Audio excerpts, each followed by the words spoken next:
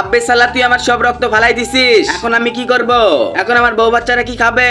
আরে রক্ত জোগাড় করতে এত কষ্ট হয় নাকি? প্রয়োজনে আমি মশা হব। আচ্ছা তাহলে তোকে আমি এই বইটা দিচ্ছি, তুই এটা খেয়ে মশা হ। এই নে। আরে বাবা আমিও তো মশা হয়ে গিয়েছি, চলো এখান থেকে।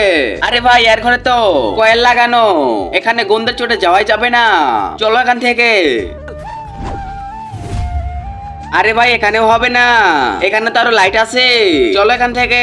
তোমরা যারা এই ছবিটিকে সুন্দর মনে করো তারা অবশ্যই এই ভিডিওতে লাইক দিয়ে চ্যানেলটিকে সাবস্ক্রাইব করে দিবে। আর যদি লাইক দিয়ে চ্যানেলটি না সাবস্ক্রাইব করো তাহলে আমি বুঝে নেবো তোমার কাছে এই ছবিটি সুন্দর মনে হয় নাই। আব্বে ভাই ওই দেখো একটা মুরগিরে পাইছি, হচ্ছে জ্বর থেকে অক্টোয়ান।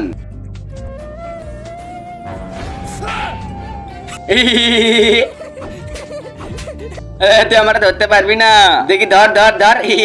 সালা দা একটা মজা বের করবো তো, এই তো পাদু করে দিব।